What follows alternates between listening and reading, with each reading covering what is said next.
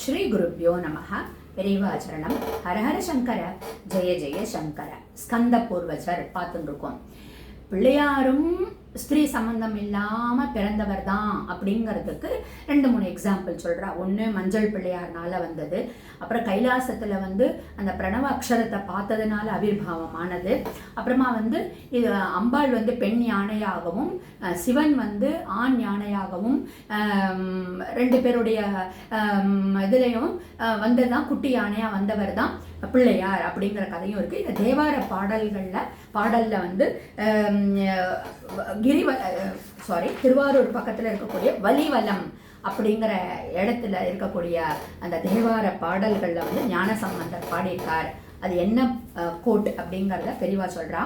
பிடியதன் உரு ஊமை கொளமிகு கரியது வடிகோடு தனதடி வழிபடும் அவரிட கடிகண பதிவர அருளினன் அப்படின்னு வருது. காதன் மடிப்பிடி போடும் களிறு வருவன கண்டேன் கண்டேன் அவர் திருப்பாதம் கண்டறியாதன கண்டேன் அப்படின்னு வருது. பிடி அப்படின்னா பிடியதன் அப்படின்னு ஆரம்பிக்கிறது அந்த தேவார பாடல். அதில் பிடி அப்படின்னா பெண் யானை, களிறு அப்படிங்கிறது ஆண் யானை. ஸோ சிவசக்திகள் இப்படி யானையாக தம்பதியாக வந்ததை பிரத்யட்சமாக நான் கண்டேன் அப்படிங்கிறார். அதுதான் காதன் மடிப்பிடி ஓடும் களிறு வருவன கண்டேன் கண்டேன் அவர் திருப்பாதம் கண்டறியாதன கண்டேன் அப்படின்றார். சரி, இப்படி ஸ்திரீ சம்பந்தம் இல்லாம பிள்ளையாரோடைய ஒரு அவதாரம் 2-3 இன்சிடென்ட்ல நடந்திருக்கிற போச்சு. இன்னொரு இன்சிடென்ட்டும் சொல்றா. பண்டாசுரன் மேல லலிதாம்பாளுடைய படை அட்டாக் பண்ற போச்சு. அந்த பண்டாசுரன் என்ன பண்றானா, விக்ன யந்திரத்தை போட்டு அம்பாளை ஸ்டாப் பண்ணிடுறானா. அப்போ அவ லலிதாம்பாள் காமேஸ்வரன் அப்படிங்கிற பெயர்ல அவளை போலவே தனுர் பான பாச அங்குசம்லாம் எடுத்துட்டு ரூபம் எடுத்துட்டு பரமசிவனை நோக்கி பார்த்ததுனால அதனுடைய அந்த அவளோட 2 பார்வையினால காமேஸ்வரனுடைய பார்வையினால கணபதியினுடைய ஆவிர்வாகம் ஏற்பட்டது அப்படின்னு 4 ஸ்டோரி. ஸ்திரீ சம்பந்தம் இல்லாம பிள்ளையார் பிறந்திருக்கார்.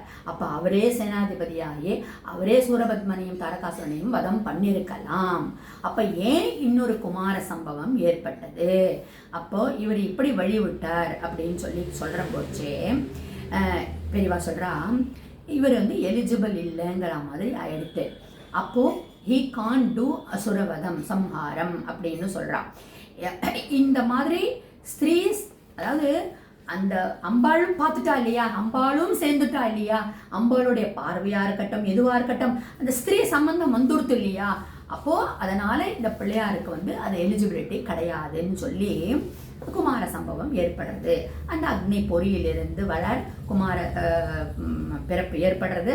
அப்போ பிள்ளையார் சர்வ சக்தியாக இருந்தாலும் தகப்பனார் கொடுத்த வரத்தினுடைய நிபந்தனையை ஃபுல்ஃபில் பண்ணுறதுக்கு அவர் வதம் பண்ண முடியாமல் he paved way for his brother Skanda பூர்வஜர்னு. அதுக்காகத்தான் மூத்தது மோழை இளையது காளை அப்படின்னு சொல்லுவா. அதனால தான் வெற்றிவேல் வீரவேலா முருகருடைய ஒரு ரோல் இருக்கு. அப்புறம் கல்யாணம் எல்லாருக்கும் தெரிஞ்சது தான். வள்ளி கல்யாணம் போச்சு. மத யானையா பிரதருடைய ஹெல்ப்னால தான் முருகன் வள்ளியினுடைய கல்யாணம் நடக்கிறது. அப்போ மூத்தது மோழை இல்லைன்னு இந்த இடத்துல அவரு ப்ரூவ் பண்ணிட்டார். அடுத்தது துறவரம். முதல்ல அதாவது முருகனுடைய சரித்திரத்துல எல்லாமே ரிவர்ஸ். முதல்ல சந்நியாசம், அதுக்கப்புறம் வதம், அதுக்கப்புறம் கல்யாணம். இப்படிதான் அவரோட ரிவர்ஸ்ல. முதலிய ஞானப்பழத்தை தேடிட்டு போயிருந்தா நம்ம மலை மேல உட்காண்டாரு தண்டாயுத பாணியா.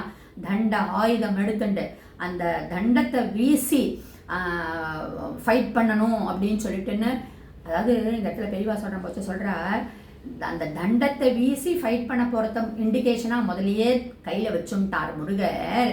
அதுவும் இல்லாம மனசை அடக்கி சாந்திங்கிற தண்டத்தை நிலைநிறுத்தணும் அப்படிங்கிறதுக்கு தான் அந்த பழனியினுடைய தண்டாயுத பாணியா அவர் காட்சி கொடுக்குறார். அப்படி அந்த சின்ன வயசுல அவரு ஏன் அப்படி கோவண ஆண்டியா இருக்கணும் அப்படின்னா, அந்த மனசை அடக்கி ஒரு ஒரு பீஸ் நிலைநிறுத்தணும்.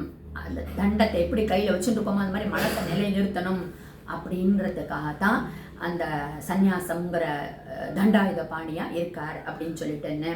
ஸோ இப்படி எல்லாம் சொல்லி ஒரு ஜனனத்திலையும் அண்ணா உதவியிருக்கார், சந்நியாசத்திலையும் அண்ணா உதவியிருக்கார், கல்யாணத்திலையும் அண்ணா உதவியிருக்கார். அதனால் அவருக்கு ஸ்கந்த பூர்வஜருங்கிற ஷோடச நாமால நம்ம ஆல்ரெடி முதல் நாள் பார்த்தோம்.